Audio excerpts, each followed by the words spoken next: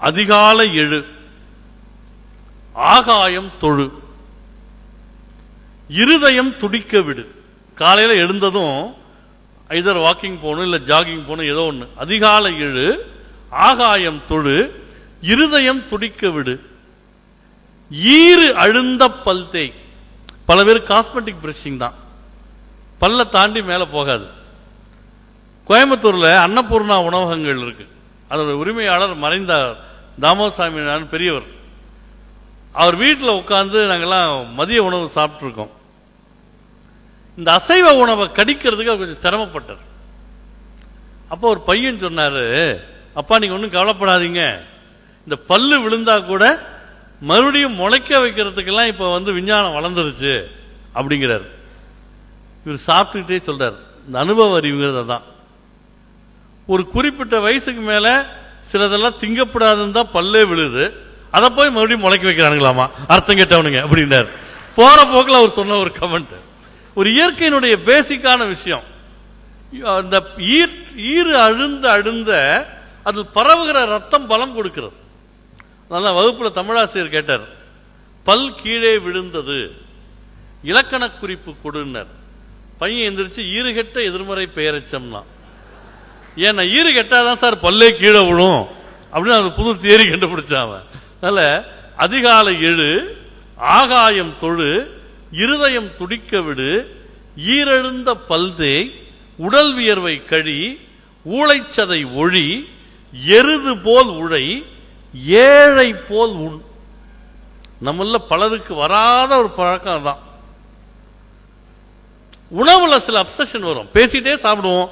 குறிப்பா இந்த டிவி பார்த்துக்கிட்டே சாப்பிட்றதுனாலதான் சில வீடியோல கேட்கலாம், என்ன வழக்கத்தை விட 5 கிலோ அரிசி அதிகமா வாங்குறோமே, விருந்தாளிகள் வந்தாங்களான்னு. விருந்தாளிலாம் வரல, இவன் டிவியை பார்த்துக்கிட்டே எவ்வளவு போகுதுன்னு தெரியாம உள்ள தள்ளியிருக்கான். இது உணவில் நம்முடைய கவனம் இருக்கணும். ஏழை போல் உண் அப்படின்னாங்க. அப்புறம் ஐம்புலன் புதுக்கு, 5 புலன்களை புதுப்பிக்க வேண்டும். எப்படி புதுப்பிப்பீங்க? யோகா, பிராணாயாமா, தியானம். அதான் வழக்கமா சொல்லுது. பல பேருக்கு தெரிஞ்ச ஒரே தியானம் மத்தியானம் 1:30 மணிக்கு மேல அப்படியே ஒரு தூக்கம் போயிட்டு தியானம் நினைப்பாங்க. அதல்ல, புலன்களை புதுப்பித்தல், ஐம்புலன் புதுக்கு. அடுத்து ஒன்றை சொன்னார், ஒழித்து விடு புகை மதுவை. நீங்க நான் கேட்கிறேன், இந்த ஆடு மாடெல்லாம் மேய போகுது இல்ல, அது விஷ மூலிகைகள்ல வாய வச்சு செத்து போச்சுன்னு என்னைக்காவது கேள்விப்பட்டிருக்கோமா? தினமலர்ல வந்திருக்கா என்னைக்காவது? விஷச்செடி தின்று ஆடு தற்கொலை எங்கேயாவது வந்திருக்கா? வரல. அது மேய போனாலும் தள்ளி போயிடுது. மன்னிக்கணும், அது படிக்கல, டிகிரி எல்லாம் வாங்கல, ஆனா இதை தின்னா எனக்கு ஒத்துக்காதுன்னு அதுக்கு தெரியுது. இதுல போட்டோவே போட்டிருக்கான், இதை பயன்படுத்தினா அவன் உடம்பு இப்படி ஆயிரும், பெரிய பெரிய படம் போட்டிருக்கான். அதுக்கப்புறமும் ஒருத்தனுக்கு அடிமை ஆகிறான்னா அவன் ஆடு மாடை விட கேவலமா இருக்கான்னு அர்த்தமே தவிர வேற ஒன்றும் சொல்ல முடியாது. நான் யாரையும் புண்படுத்துறதுக்கு சொல்லல. இந்த உலகுக்கு நல்லது செய்ய வேண்டும் என்ற உணர்வு யாருக்கு இருந்தாலும் முதலில் தனக்கு எது நல்லது என்பதை தெரிந்து கொள்ள வேண்டும்.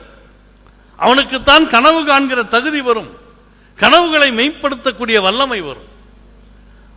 அதிகாலை எழு, ஆகாயம் தொழு, இருதயம் துடிக்க விடு, ஈரெழுந்த பல்தே, உடல் வியர்வை கழி, ஊளைச்சதை ஒழி, எருது போல் உழை, ஏழை போல் உண், ஐம்புலன் புதுக்கு, ஒழித்து விடு புகை மதுவை, ஓட்டம் போல் நட. நடக்கிறப்பவே ஒரு ஓடுவது மாதிரியான வேகத்தில் நடக்கணும். ஓட்டம் போல் நட. ஔடதம் பசி. ஔடதம்னா மருந்துன்னு அர்த்தம்.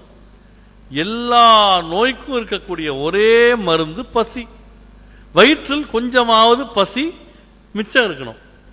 அஃது ஆற்றுன் எஃகாவாய், இதை செய்தால் உன் உடம்பு எஃகு போல மாறும்.